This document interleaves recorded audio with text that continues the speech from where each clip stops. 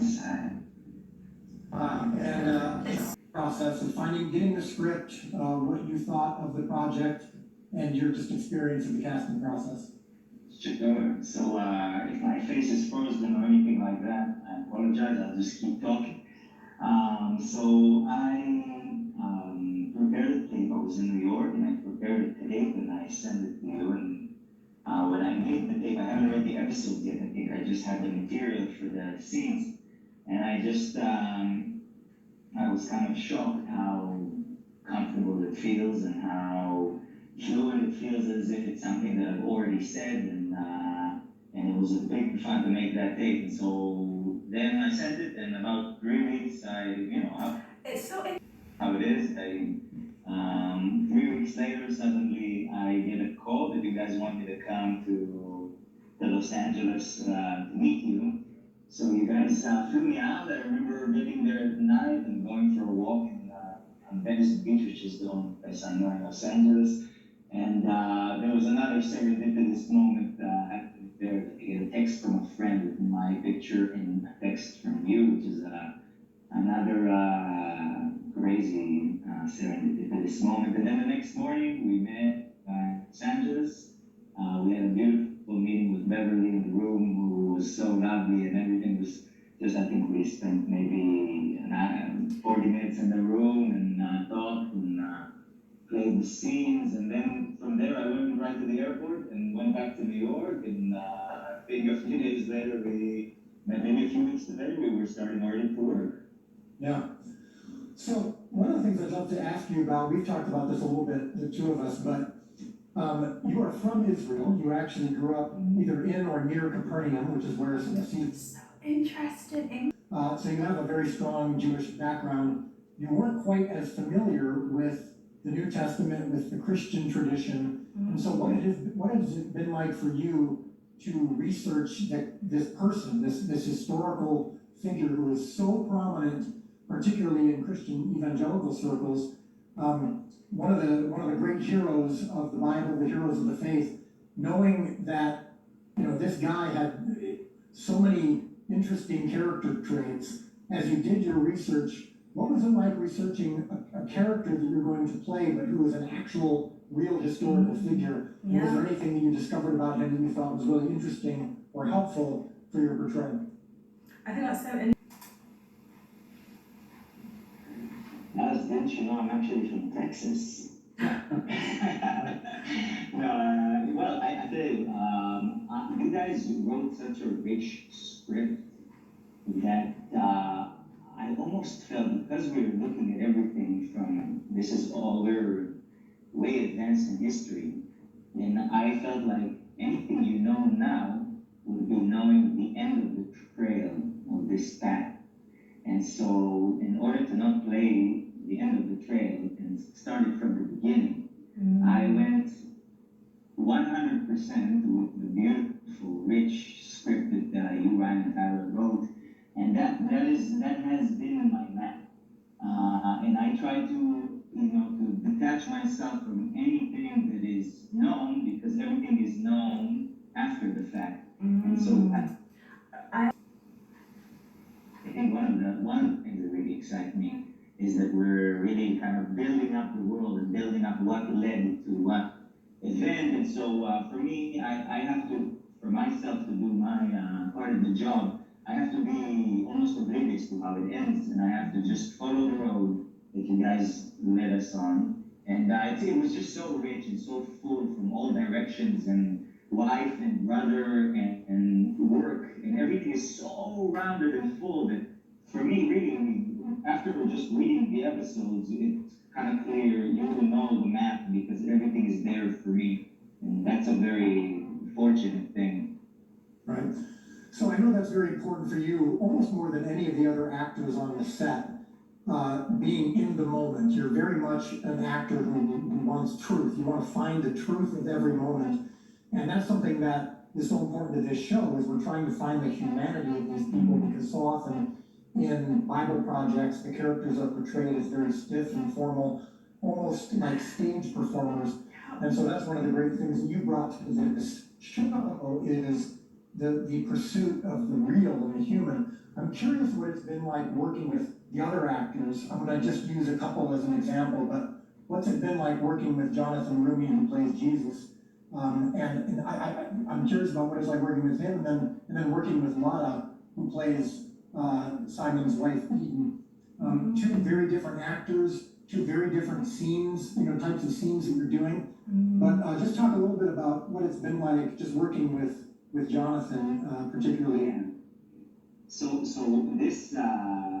this episode, the episode 4, I mean, there's two very distinct moments. By the way, there's a long cut in that episode. There's one day there that just the first day that we shot was that scene outside the house with Noah, which is and then with Paras, and then with Jonathan, and then with Lara. So with all 4, I was really lucky that these beautifully deep scenes were done when we barely got a chance to know each other before. So when we were almost introduced, because we were working in different days, and then we basically got introduced to each other through the characters, which was, I mean, as you said, I'm looking for an easy life, and that way it's more believable, because that person is who he is for you in that moment. Laura, I met her that day, and she was my wife, and that's how I knew her in that day, and the way we worked on that scene was just so gentle and so beautiful that everything really felt so real that day, and it was, my filters to that human being was through the eyes of the character, and her being the character, I didn't know Laura, I knew Eden. And the same was with Jonathan, because we didn't really interact until we were on the shore, and he was looking in my eyes, so it was such a powerful thing, because everything felt so real, and I didn't know Jonathan. I didn't have a conversation with Jonathan. It was beautiful. The first words we spoke was following. It was a beautiful. It was just a magical moment, because that's the first thing I've heard almost from his mouth to me, as if I'm a person meeting meeting him for the first time. So it was for me it's that. That's how I want it. That's the best. That's how I want it. Yeah. So there's 2 parts of the end of episode 4 that I want to ask you about before I let you go. Because that scene is the climax of the first 4 episodes. It's the most difficult scene that we filmed in the entire season. It was also the most rewarding, but I'd love to ask you about filming the scene where you have to lift the fish into the boat. And as you know, of course, all of our attempts to get real fish fell through, and so instead of real fish, we had to use what we called the green burrito, which was a green tarp that was wrapped around water balloons so that it would feel heavy, but still float enough. So how were you and Noah and the other 3 actors, Nick and Cheyenne and George, able to find the reality of that moment, the joy and the excitement, the tears, the strain? The physical strain was real because we made the net very heavy, but can you talk about how you were able to make that work even though you're lifting a fake piece of, a big fake piece of tarp? That's it. How are you able to find the reality of that moment and the emotion of that moment? Well, again, this is something I think people will understand in the way that you work, which is you put us in a situation that feels like the real situation. And then all we have to do is just actually do what we need to do, which is the most fun thing for us, because we don't need to fake or pretend anything. We're just trying to do something. And that lake, we were waiting for that lake. It was a cold winter in Texas, which was a very surprising thing. And so throughout the shoot, we were all talking about the lake. Man, we're going to get to the lake. We're going to get to the lake. So by the time we got to that lake, it was such a cold and intense week. And that was, I think, one of maybe the last day. We were all kind of, it was actually going for it. It was actually after the night of fishing. And putting that thing in was actually heavy. And we all actually did it together. So the thing you see on the moment that you guys captured was us standing from being able to do this together, and only because Nick and Cheyenne and George are pushing in the right time and we're putting it. It was only because a perfect synchronization that made it happen. So it's all real, really. It's all real. We had a beautifully hard task to perform, and then that's the result. So we're going to show in just a few moments, so to you viewers, stick around after we let Shahar go, because we're going to show a behind the scenes video that shows just what went into that scene. It's really extraordinary. And before, just two final questions. The first one is about what comes after the fish getting into the boat. Your scene with Jonathan where you fall to your knees, and it's extraordinarily emotional and gut-wrenching.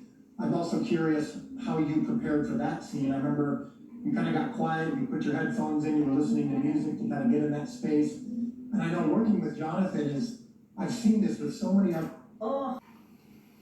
other actors during those scenes, is he has such a beautiful presence that they get genuinely emotional, and it feels as real as it can be. I'd just love to hear your perspective on that scene where you're falling to your knees and just everything is coming out of you in that moment, capturing Simon's just most desperate plea for forgiveness, basically. Yeah. Yes. So I, that was again the way you guys handled that moment was so special, because you allowed us. I remember that very clearly because we each allowed ourselves to go to whatever direction we want to go before we start shooting the scene. And again, we're playing for real. Everything's played for real, so we're going there. And then you guys were so gentle with the way that you handled it. Everything was so careful and gentle, and it felt like there was maybe on every set there's 150 people. You can feel everyone. You can feel everyone in Video Village. You can feel Leola, and you can feel Paddy, and you can feel everyone. All the energies. Shelly above. You can really feel all the people on set looking at that. There's something. And that energy, it's a powerful thing. And you guys were so gentle. And Adam didn't even call action before we started the scene. Adam, our first AD, didn't even call action. And you guys really allowed us to really be gentle and vulnerable in that moment. And that's really not that common of a thing, because really, I said that things need to happen. It was a long day, time schedules need to make schedule, but you guys really allowed for such a gentle and vulnerable moment to happen that it really, all because of the way it was handled, and we allowed ourselves to just go there and let it happen and let it surprise us, Yeah. So my final thing is, I'm going to let you go here, but if right now there are literally thousands of people all over the world watching.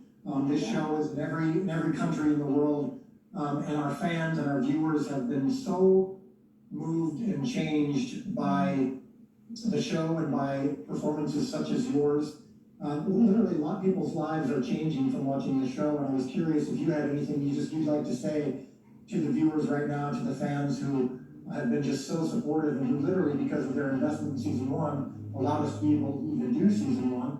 And what they're doing now by paying it forward, allowing people to watch it for free all over the world, is what's going to ultimately allow us to do season two. And I just thought you might have something just to share before you go to the viewers right now.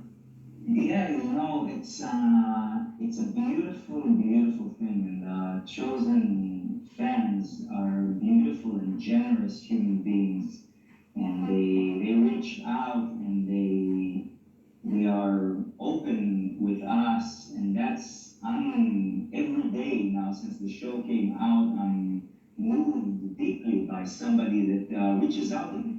I think because of the character that I play, maybe allowing themselves to open up, and it's really moving, it's really beautiful, and we really feel the support. We really feel the support when we're there. When we shot the first part of the season and the second part of the season, throughout we really feel this energy on set of support. support from everyone.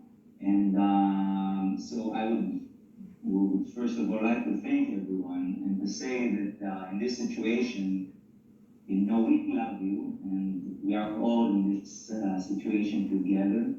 And it's this beautiful thing with all the hardship, we are able to go on and be together in this moment that I think we're making this lemon into a mojito, you know? Oh. And so now we have together No. maybe think that we can I love how. ourselves for after the situation is over is that we are always together. We're all Lemon in into a this mojito. world, all of us. We have friends from India, and from the Philippines, and Bolivia, and Brazil, and from all over the world. We're always together, and we love you, really. We feel the love. We really, really feel the love. So thank you.